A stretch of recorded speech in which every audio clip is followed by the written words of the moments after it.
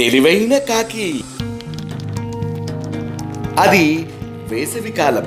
బాణుడు భగభగమంటున్నాడు. ఇదివరకటి వేసవి కాలాల కంటే ఈ వేసవి కాలంలో మరింత వేడి. ఎందుకంటే మొక్కలు నాటక, ఉన్న చెట్లు నరికివేయడం వలన చెరువులు, కాలువలు కనుమరుగైపోవడంతో నేడు ఈ దుస్థితి. ఈ వేసవి తాపం ఇలా ఉండగా ఒక కాకి అరుస్తూ నీటి కోసం వెతుకుతూ వస్తుంది.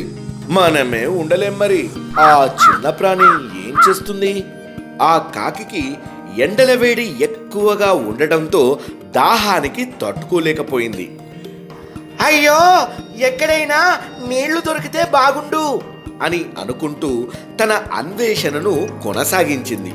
అక్కడక్కడ చెరువులు, గుంటలు కనిపించినా అవి కూడా ఎండకు ఎండిపోయాయి. కాకికి దాహం ఇంకా ఎక్కువయింది. దేవుడా, ఎక్కడైనా గుక్కెడు నీళ్లు ఇప్పించు అని అనుకుంటూ నీళ్ల కోసం వెతుకుతూనే ఉంది. ఇంతలో ఒక చోట ఒక బావిని చూసింది.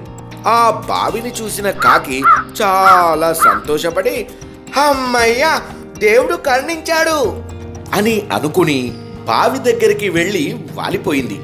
బావి దగ్గరికి వెళ్ళిన కాకి ఆశలు ఒక్కసారిగా ఆవిరైపోయాయి.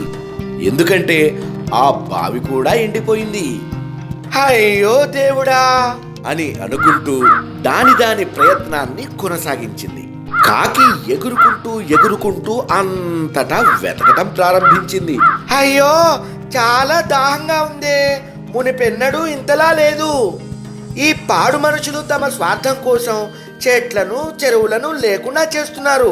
భవిష్యత్తులో మాలాంటి చిన్న ప్రాణుల మనుగడ అంతంత మాత్రమే.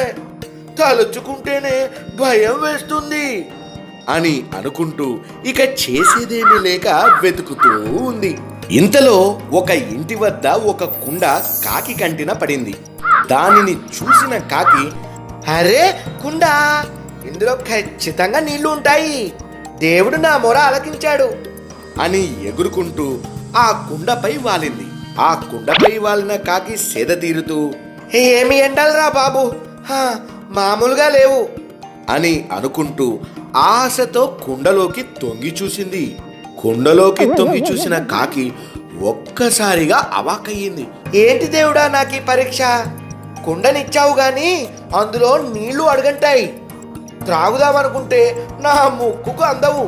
ఇప్పుడు ఎలా అని ఆలోచిస్తూ ఉండగా ఇంతలో కాకికి ఒక మెరుపు లాంటి ఆలోచన వచ్చింది.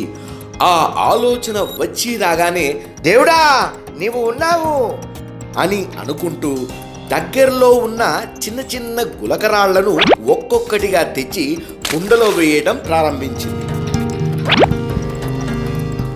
అలా గులకరాళ్ళు వేస్తూ ఉండడం వలన కుండలో అడుగున ఉన్న నీళ్లు కాస్త మెల్లమెల్లగా పైకి వచ్చాయి.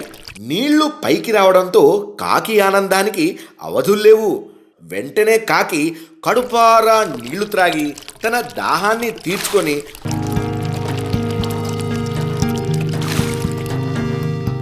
ధన్యవాదాలు దేవుడా అని సంతోషంగా ఎగిరిపోయింది.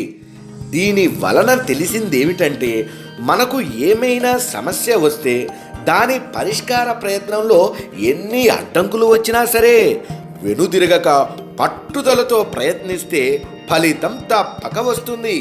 అందుకే మనం కూడా అలానే ఉందాం. సరేనా?